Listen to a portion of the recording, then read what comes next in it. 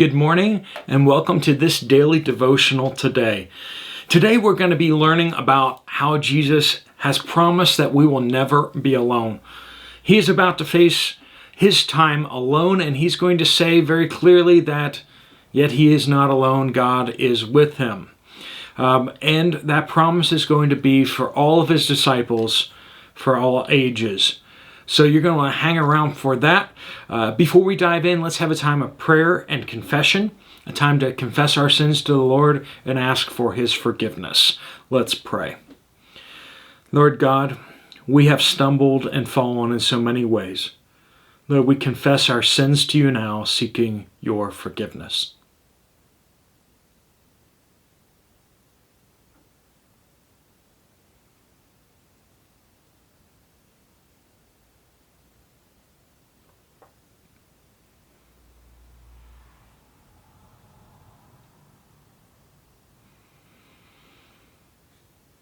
Lord God, we're just so amazed that we can find forgiveness for what we have done, how we've let you down.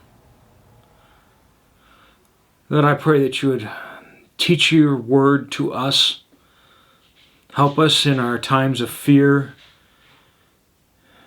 when we feel so alone, to know that you are with us. Give us courage and strength to walk by faith and to walk with you. Lord, we pray all these things in Jesus' powerful name. Amen. We are picking up in John chapter 16, verse 31. We're going to be taking this small passage toward the end here. Let me read through it quickly and you'll see how jammed packed full of so much meaning it is. They said that by this, we believe that you came from God. That was verse 30. So Jesus responded to them, verse 31, "Do you now believe? Indeed, an hour is coming and has come when each of you will be scattered to his own home." Speaking of when they abandoned him to his crucifixion. "And you will leave me alone. Yet I am not alone because the Father is with me.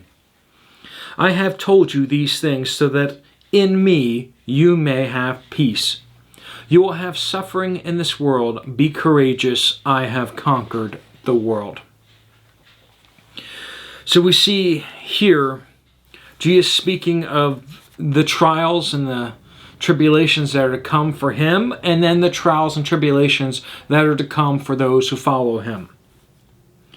Verse 31 through 32, he prophesies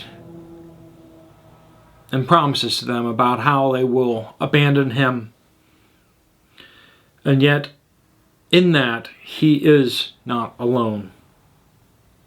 "Do you now believe? Indeed, an hour is coming and has come when each of you will be scattered to his own home, and you will leave me alone. Yet I am not alone because the Father is with me."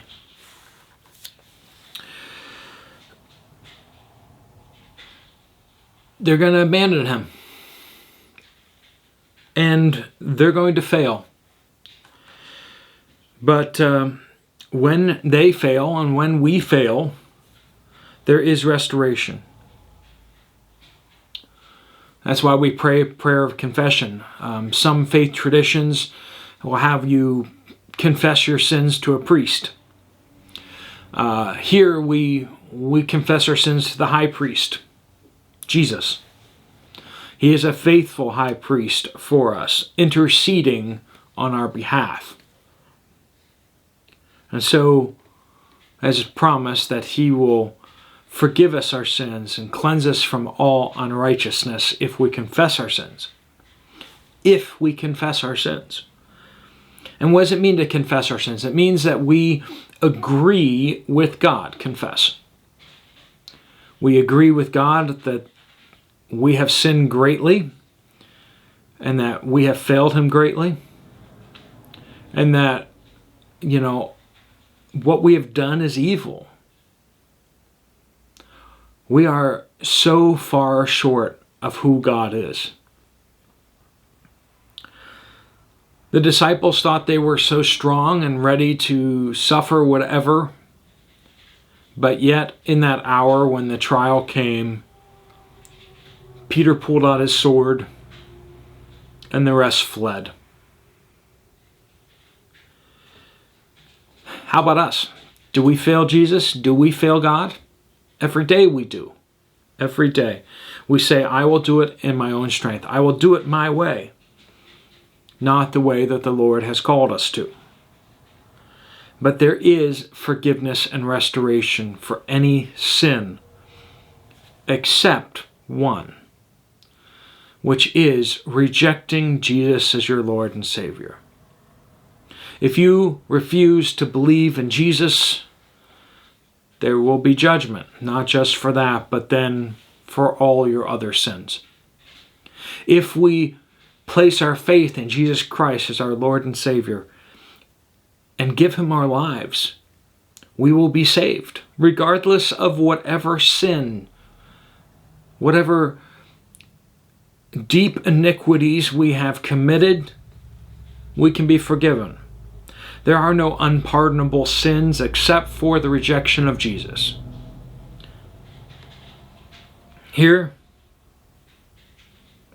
though they believed in Jesus, Jesus says, you will scatter, you will flee from me, you will abandon me, you will deny me. And yet, they all were restored, were they not?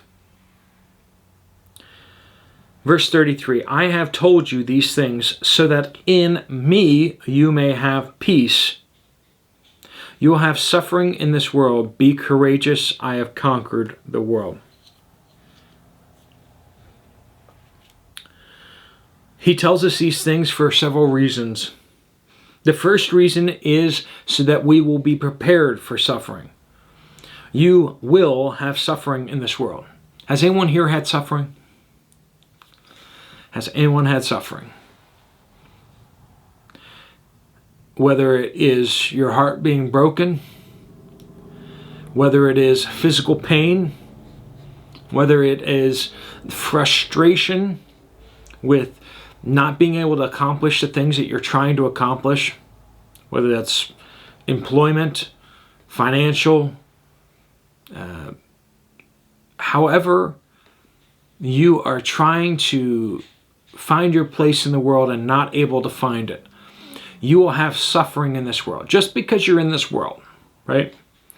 But in addition to that, we are called to lay down our lives for others. Not only are you called to take up your suffering, but you're called to lift the burdens of the people to your right and to your left. You're called to lift up the burdens of your family members, your church members, even strangers.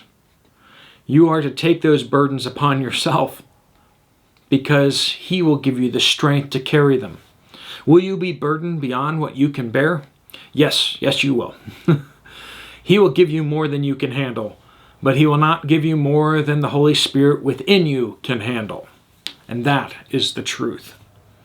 You will be pushed beyond your limits just so other people will see the supernatural power of God at work in you. And for you to see the supernatural power of God at work in you.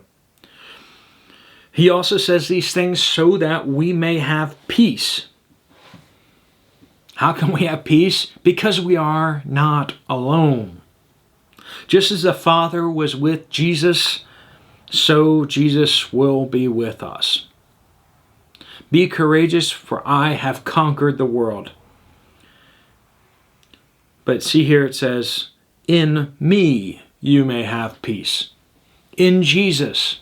It's not just that He is a victorious champion leading us to victory. It is that we are to remain in Him. Remember just a short bit ago, He was talking about that we are the branches and He is the vine and we must abide in Him. We may have peace in Him. And finally, we can be courageous because He has conquered the world. That we will be brought victorious to eternal life in His presence. We will spend eternity with Jesus. We spend our lives here with Jesus in spirit, with His Holy Spirit within us. But on that day, when we pass from this world, we will be in His presence and we will never have to leave again. That is an amazing promise. That comes from the conquering King who has power over the whole earth. We are not being promised by some weak Jesus who gets steamrolled by Romans and Pharisees and Sadducees, but He is legitimately the Lord of all creation. He will hold you fast. You can be courageous when He calls you to do something scary. When you hear of a tragedy that somebody has that is so overwhelming, and Jesus says, go, listen to them, pray with them, help them bear this burden. You say, I cannot. That's impossible. I can't even imagine going through that. How am I supposed to help lift this burden for this person?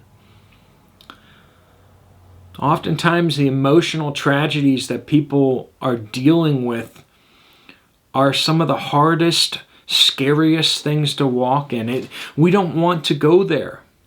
When someone has lost a spouse or a child, walking with them through that dark time, how can we have the strength to do that? We don't even know what to say. But Jesus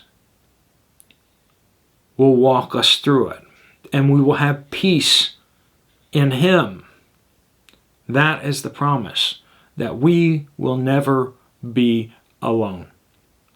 We can be so very courageous. We can be so full of peace. We can have great joy, even in the midst of the most trying circumstances, because of what He has done for us. His promises are sure and will remain forever. Let me pray for you. Dear Lord, we just pray that You would give us the strength, that You give us the faith to walk through these dark times, that You give us the courage not just to have faith and peace as we struggle, but rather to be able to serve others, to have an abundance and overflow of peace and joy so that we may serve others as well. Lord, I pray that blessing upon each person here, that they may see Your outpouring of Your power and Your Spirit, that they would surrender their lives completely to You, to find in You that peace and that joy. We pray these things in Jesus' powerful name. Amen. Thank you so much for watching and being a part of this. As you go, if you have some time, you want to check out some other Bible studies, there's a couple right here on the screen that you can click into those playlists. I'll see you over there, or else I will see you later. God bless you all.